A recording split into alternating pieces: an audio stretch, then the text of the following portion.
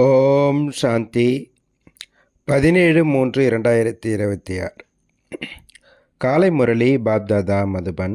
பாபா சொல்கிறாங்க, இனிமையான குழந்தைகளே, நீங்கள் உண்மையிலும் உண்மையான சத்தியமான தந்தையிடமிருந்து சத்தியமான கதையை கேட்டு நரனிலிருந்து நாராயணனாக ஆகின்றீர்கள். உங்களுக்கு 21 பிரிவுகளுக்கு எல்லையில்லாத தந்தையிடமிருந்து ஆஸ்தி கிடைத்து விடுகிறது. கேள்வி கேட்குறாங்க, தந்தையின் எந்த கட்டளையை பாலனை செய்யும் குழந்தைகள் தான் தங்க புத்தி உடையவர்களாக ஆகின்றார்கள்? பதில் சொல்கிறாங்க, தந்தையின் கட்டளையாவது தேகத்தின் அனைத்து சம்பந்தங்களையும் மறந்து தந்தையை மற்றும் ராஜ்யத்தை நினைவு செய்யுங்கள். இதுவே சத்கதிக்கான சத்குருவின் ஸ்ரீமத் ஆகும். யார் இந்த ஸ்ரீமத்தை பாலனை செய்கின்றார்களோ, அதாவது ஆத்ம உணர்வுடையவர்களாக ஆகின்றார்களோ, அவர்களே தங்க புத்தி உடையவர்களாக ஆகின்றார்கள்.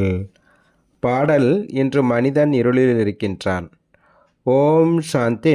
இது கலியுகமாகும். எல்லோரும் இருளில் இருக்கின்றார்கள். இதே பாரதம் சொர்க்கமாக இருக்கும் பொழுது வெளிச்சத்தில் இருந்தது. இப்பொழுது தங்களை இந்து என்று அழைத்து கொள்ளும் இதே பாரதவாசிகள் உண்மையில் தேவி தேவதைகளாக இருந்தார்கள். பாரதவாசிகள் சொர்க்கவாசியாக இருக்கும் பொழுது வேறு எந்த தர்மமும் இருக்கவில்லை. ஒரே ஒரு தர்மம் இருந்தது. சொர்க்கம், வைகுண்டம், பகிஷத், ஹெவன், இவை எல்லாமே பாரதத்தினுடைய பெயர்களாக இருந்தன. பாரதம் பழமையானதாக, தூய்மையானதாக, அதிக செல்வம் நிறைந்து இருந்தது. இப்பொழுது பாரதம் ஏழையாகிவிட்டுள்ளது. ஏனெனில் இப்பொழுது கலியுகத்தினுடையதாக இருக்கின்றது. அது சத்தியுகமாக இருந்தது. நீங்கள் அனைவரும் பாரதவாசிகள் ஆவீர்கள். நாம் இருளில் இருக்கின்றோம் என்பதை நீங்கள் அறிவீர்கள். சொர்க்கத்தில் இருக்கும் பொழுது வெளிச்சத்தில் இருந்தீர்கள். சொர்க்கத்தினுடைய ராஜராஜேஸ்வரராக, ராஜராஜேஸ்வரியாக, லட்சுமி நாராயணராக இருந்தார்கள். அதற்கு சுகதாமம் என்று கூறப்படுகின்றது. இப்பொழுது எல்லோரும் பந்தனத்தில் இருக்கின்றார்கள். குறிப்பாக பாரதம், பொதுவாக உலகம் ராவணனுடைய சிறையில் சோகவனத்தில் இருந்தது. அப்படியின்றி ராவணன் இலங்கையில் மட்டும் இருந்தான் மற்றும் ராமர் பாரதத்தில் இருந்தார். மேலும் அவர் சீதையை திருடிச் சென்றார் என்பதெல்லாம் கிடையாது. இவையெல்லாம் கட்டுக்கதைகளாகும். கீதை முக்கியமான அனைத்து சாஸ்திரங்களுக்கும் சிரோமணி ஸ்ரீமத், அதாவது பகவான் கூறப்பட்ட கீதை. மனிதர்கள் யாருக்குமே சத்கதி செய்ய முடியாது. சத்யுகத்தில் ஜீவன் முக்தரான தேவி தேவதைகள் இருந்தார்கள். அவர்கள் இந்த ஆஸ்தியை கலியுகத்தின் கடைசியில் அடைந்திருந்தார்கள். பாரதத்திற்கு இது தெரியாமல் இருந்தது எந்த சாஸ்திரத்திலும் இல்லை. சாஸ்திரங்களோ அனைத்தும் பக்தி மார்க்கத்திற்காக உள்ளது. அவை அனைத்தும் பக்தி மார்க்கத்தின் ஞானமாகும். சத்கதி மார்க்கத்தியான ஞானம் எந்த மனிதர்களிடமும் கிடையாது. மனிதர்கள் மனிதர்களின் குரு ஆக முடியாது என்று தந்தை கூறுகின்றார். குருக்கள் யாருக்குமே சத்கதி அளிக்க முடியாது. அந்த குருக்கள் பக்தி செய்யுங்கள், தான புண்ணியம் செய்யுங்கள் என்பார்கள். பக்தி துவாபரம் முதல் நடந்து வந்துள்ளது. சத்யுக திரேதாவில் இருப்பது ஞானத்தின் பிராப்தி. அப்படியின்றி அங்கும் ஞானம் நடந்து வருகிறது என்பதல்ல. பாரதத்திற்கு இந்த ஆஸ்தி தந்தையிடமிருந்து சங்கமத்தில் தான் கிடைத்திருந்தது. இப்பொழுது மீண்டும் உங்களுக்கு கிடைத்து கொண்டிருக்கின்றது. பாரதவாசிகள் நரகவாசியாக மகான் துக்கமுடையவர்களாக ஆகிவிடும் பொழுதுதான் ஹே பதித்த பாவனரே, துக்கத்தை நீக்கி சுகம் அளிப்பவரே என்று அழைக்கின்றார்கள். யாருடைய துக்ககர்த்தா, சுககர்த்தா? அனைவருடையவர் அவர். அதாவது அனைவருடைய துக்கத்தை நீக்கி சுகம் கொடுக்கக்கூடியவர் பாபா. ஏனெனில் குறிப்பாக பாரதம், பொதுவாக உலகத்தில் 5 விகாரங்கள் இருக்கவே இருக்கின்றது. தந்தை பதித்த பாவனராவார். நான் கல்பம் கல்பமாக கல்பத்தின் சங்கமத்தில் வருகின்றேன் என்று தந்தை கூறுகின்றார். மேலும் அனைவருக்கும் சத்கதி அளிக்கும் வள்ளலாகின்றேன். அபலைகள், அகலகிகள், வேசியர்கள் மற்றும் குருமார்கள் ஆகியோருக்கும் நான் உத்தாரம் செய்ய வேண்டியுள்ளது, அது முன்னேற்ற வேண்டியுள்ளது. ஏனெனில் இதுவே பதித்த உலகம், பாவன உலகம் என்று சத்யுகத்திற்கு கூறப்படுகின்றது.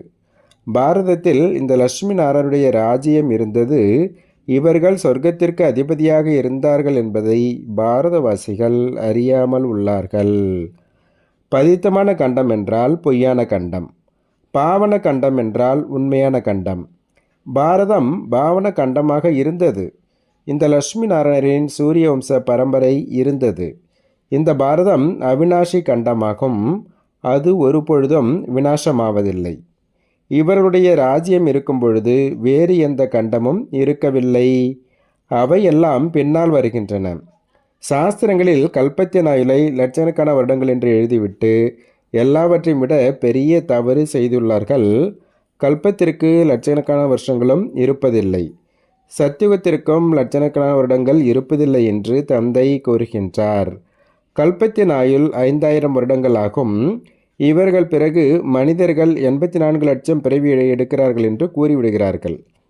மனிதர்களை நாய், பூனை ஆகியவையாக செய்துவிட்டார்கள். ஆனால் அவைகளுடைய பிறவிகள் தனி. 84 லட்ச வகைகள், அதாவது வெரைட்டிகள் உள்ளன. மனிதருடைய வகை ஒன்றுதான். அவர்களுடைய 84 பிறவிகளாகும் அப்படின்றார் பாபா. பாபா சொல்கிறாங்க, குழந்தைகளே, நீங்கள் ஆதி சனாதன தேவி தேவதா தர்மத்தினராக இருந்தீர்கள் என்று தந்தை கூறுகின்றார். பாரதவாசிகள் தங்களுடைய தர்மத்தை நாடகத்திட்டப்படி மறந்து விட்டுள்ளார்கள். கலியுக கடைசியில் முற்றிலுமே பதித்தமாக ஆகிவிட்டுள்ளார்கள். பிறகு தந்தை வந்து சங்கமத்தில் பாவனமாக ஆக்குகின்றார். துக்கதாமம் என்று இதற்கு கூறப்படுகின்றது. பிறகு பாட் சுகதாமத்தில்தான். ஹே குழந்தைகளே, பாரதவாசிகளாகிய நீங்கள் தான் சொர்க்கவாசியாக இருந்தீர்கள் என்று தந்தை கூறுகின்றார். பிறகு நீங்கள் 84 பிறவிகளின்படி இறங்குகிறீர்கள். சதோவிலிருந்து ரஜோ, தமோவில் அவசியம் வர வேண்டும். தேவதைகளாகிய உங்களைப் போல் செல்வந்தர்களாக எவர் ஹாப்பி, எவர் ஹெல்த்தி, வேறு யாருமே ஆவதில்லை அப்படின்றார் பாபா. பாபா சொல்கிறாங்க, மனிதனை பகவான் என்று கூற முடியாது என்று தந்தை புரிய வைக்கின்றார். மனிதர்களுக்கு சத்கதி வழங்க முடியாது. அனைவரின் சத்கதி தாதா, பதித்தர்களின் பாவனகர்த்தா ஒருவர் என்ற பழமொழி உள்ளது. இது பொய்யான கண்டமாகும். உண்மையான பாபா உண்மையான கண்டத்தை ஸ்தாபனை செய்பவர் ஆவார். பக்தர்கள் பூஜை செய்கிறார்கள். ஆனால் பக்தி மார்க்கத்தில் யாருக்கெல்லாம் பூஜை செய்து கொண்டே வந்துள்ளார்களோ அவர்களில் ஒருவருடைய வாழ்க்கை சரித்திரம் பற்றி கூட அறியாமல் உள்ளார்கள். சிவ ஜெயந்தி கொண்டாடுகிறார்கள். தந்தை புதிய உலகத்தின் படைப்பு கர்த்தா ஆவார். ஹெவன்லி காட்ஃபாதர், எல்லையில்லாத சுகம் அளிப்பவர். சத்யுகத்தில் சுகம் இருந்தது. அதை எப்படி யார் ஸ்தாபனை செய்தார்? நரகவாசிகளை சொர்க்கவாசியாக ஆக்கினார். இழிவானவர்களை சிறந்த தேவதையாக ஆக்கினார். இதுவோ தந்தையினுடைய காரியமாகும். குழந்தைகளாகிய உங்களை பாவனமாக ஆக்குகின்றேன். நீங்கள் சொர்க்கத்தின் அதிபதி ஆகின்றீர்கள். பிறகு உங்களை யார் பதித்தமாக ஆக்குகிறார்? இந்த ராவணன். இறைவன் சுகம் துக்கம் அளிக்கின்றார் என்று மனிதர்கள் கூறிவிடுகிறார்கள். நானோ அனைவருக்கும் சுகம் அளிக்கின்றேன் என்று தந்தை கூறுகின்றார். அரை கல்பத்திற்கு பிறகு நீங்கள் தந்தையை நினைவு செய்ய மாட்டீர்கள். பிறகு ராவண ராஜ்யம் ஆகும் பொழுது அனைவருக்கும் பூஜை செய்ய முற்பட்டு விடுகிறீர்கள். இது உங்களுடைய அநேக பிறவிகளின் கடைசி பிறவியாகும். பாபா, நாங்கள் எத்தனை பிறவிகள் எடுத்தோம் என்று கேட்கிறார்கள். குழந்தைகளே, நீங்கள் உங்கள் பிறவிகளை பற்றி அறியாமல் உள்ளீர்கள் என்று தந்தை கூறுகின்றார். நீங்கள் முழுமையாக 84 பிறவிகள் எடுத்துள்ளீர்கள். நீங்கள் 21 பிறவிகளுக்கு எல்லையில்லாத தந்தையிடமிருந்து ஆஸ்தியை பெறுவதற்காக வந்துள்ளீர்கள். அதாவது உண்மையிலும் உண்மையான சத்திய பாபாவிடமிருந்து சத்திய கதை, நரனிலிருந்து நாராயணர் ஆவதற்கான ஞானத்தை கேட்கின்றீர்கள். இது ஞானமாகும். அது பக்தியாகும். இந்த ஆன்மீக ஞானம் சுப்ரீம் ரூஹ், பரம ஆத்மா வந்து அளிக்கின்றார். குழந்தைகள் ஆத்ம உணர்வுடையராக ஆக வேண்டியுள்ளது. தன்னை ஆத்மா என்று நிச்சயம் செய்து என் ஒருவனை நினைவு செய்யுங்கள். சிவபாபா அனைத்து ஆத்மாக்களின் தந்தையாவார். ஆத்மாக்கள் அனைவரும் பரந்தாமத்திலிருந்து தத்தம் பாகத்தை ஏற்று நடிக்க சரீரத்தில் வருகிறார்கள். இதற்கு கர்மக்ஷேத்திரம் என்று கூறப்படுகின்றது. மிகப்பெரிய நாடகமாகும். ஆத்மாவில் தீய மற்றும் நல்ல சமஸ்காரம் இருக்கின்றது. அதற்கேற்பதான் மனிதனுக்கு நல்லதோ கெட்டதோ பிறவி கிடைக்கின்றது. பாவனமாக இருந்த இவர் பதித்தமாக இருக்கின்றார். நீங்களும் அதே போல. தந்தையாகிய நான் இந்த அந்நிய ராவணின் உலகத்தில் பதித்த சரீரத்தில் வரவேண்டியுள்ளது. யார் முதல் நம்பரில் செல்ல வேண்டியுள்ளதோ அவருக்குள் தான் வரவேண்டியிருக்கின்றது. சூரிய வம்சத்தினர் தான் முழுமையாக 84 பிறவிகள் எடுக்கிறார்கள். இவர் பிரம்மா மற்றும் பிராமணர்கள். தந்தை தினமும் புரிய வைக்கின்றார். ஆனால் கல் புத்தியினரை தங்க புத்தியினராக ஆக்குவது சித்திவிடு போல் அல்ல. ஹே ஆத்மாக்களே, இப்பொழுது ஆத்ம உணவுடையார் ஆகுங்கள். ஹே ஆத்மாக்களே, ஒரு தந்தையை நினைவு செய்யுங்கள் மற்றும் ராஜ்யத்தை நினைவு செய்யுங்கள் என்றார் பாபா.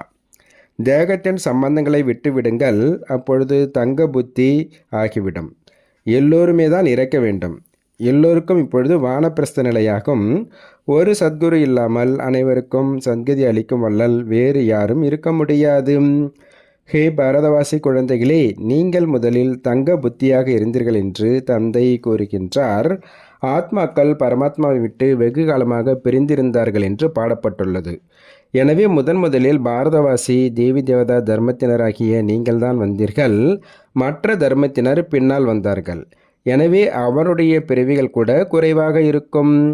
முழு சிருஷ்டியின் விருட்சம் எப்படி சுற்றுகின்றது என்பதை தந்தை வந்து புரிய வைக்கின்றார். யாரால் தாரணை செய்ய முடியுமோ அவர்களுக்கு மிகவும் சுலபமாகும். ஆத்மா தாரணை செய்கின்றது. புண்ணிய ஆத்மா மற்றும் பாவ ஆத்மாவாக ஆத்மாதான் ஆகின்றது. உங்களுடைய கடைசி 84வது பிறவியாகும். நீங்கள் வானப்பிரஸ்த நிலையில் உள்ளீர்கள். வானப்பிரஸ்த நிலையினர் மந்திரம் பெறுவதற்காக குருவை வைத்து கொள்கிறார்கள். நீங்கள் இப்பொழுது வெளியில் இருக்கும் மனிதர்களை குருவாக வைத்து கொள்ள வேண்டியதில்லை.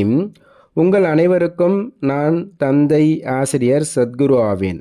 எனக்கு கூறுவதே ஹே பதித்த பாவனரே என்றுதான். சிவபாபா அனைத்து ஆத்மாக்களுக்கும் தந்தை ஆவார் என்பது இப்பொழுது நினைவிற்கு வந்துள்ளது. ஆத்மா சத்தியமானது, உயிரோட்டமானது, ஏனெனில் அமரமானது. அனைத்து ஆத்மாக்களுக்குள்ளும் அதனதன் பாகம் நிரம்பியுள்ளது. தந்தையும் சத்தியமானவர், சைத்தன்யமானவர் ஆவார்.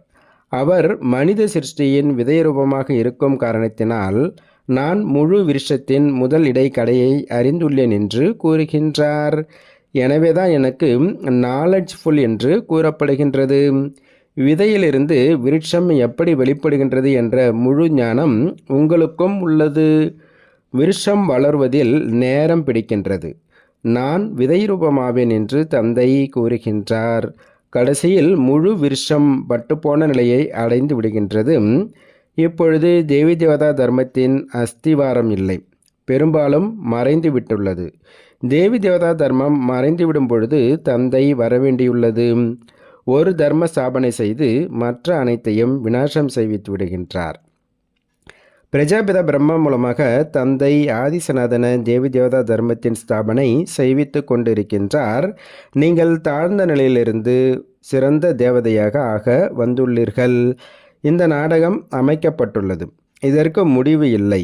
தந்தை வருகின்றார். ஆத்மாக்கள் அனைவரும் மூலவதனத்தில் இருக்கக்கூடிய சகோதரர்கள் ஆவார்கள். அனைவரும் அந்த ஒரு தந்தையை நினைவு செய்கிறார்கள். துக்கத்தில் எல்லோருமே நினைவு செய்கிறார்கள், சுகத்தில் யாரும் நினைவு செய்வதில்லை என்ற பாட்டு கூட இருக்கும். ராவண ராஜ்யத்தில் துக்கம் இருக்கின்றது, இங்கு நினைவு செய்கிறார்கள். எனவே தந்தை அனைவருக்கும் சத்கதி அளிக்கும் வள்ளல் ஒருவர் ஆவார். அவருக்கு மகிமை உள்ளது. தந்தை வராமல் இருந்தால் பின் யார் பாவனமாக ஆக்குவது? கிறிஸ்தவர்கள், இஸ்லாமியர்கள் ஆகிய யாரெல்லாம் மனிதர்கள் இருக்கின்றார்களோ அவர்கள் இந்த நேரத்தில் எல்லோருமே தமோ பிரதானமாக உள்ளார்கள். அவசியம் அனைவரும் புனர்ஜென்மம் எடுக்க வேண்டியுள்ளது. இப்பொழுது புனர்ஜென்மம் கிடைப்பது நரகத்தில், அப்படியின்றி சுகத்தில் சென்று விடுகிறார்கள் என்பதல்ல. எப்படி இந்து மதத்தினர் சொர்க்கவாசியானார் என்று கூறுகிறார்கள் என்றால், இதுவரை நரகத்தில் இருந்தார் அல்லவா, இப்பொழுது சொர்க்கத்திற்கு சென்று விட்டார். உங்கள் வாயில் குலோப் ஜாமுன். சொர்க்கவாசி ஆகிவிட்டார் என்றால் பிறகு அவருக்கு நரகத்தின் அசுர பொருட்களை ஏன் படைக்கின்றீர்கள்? பித்ருக்களுக்கு படைக்கின்றார்கள் அல்லவா? வங்காளத்தில் மீன், முட்டை ஆகியவற்றை படைக்கின்றார்கள். அட, இவர்கள் அவை அனைத்தையும் சாப்பிட வேண்டிய அவசியம் என்ன இருக்கின்றது?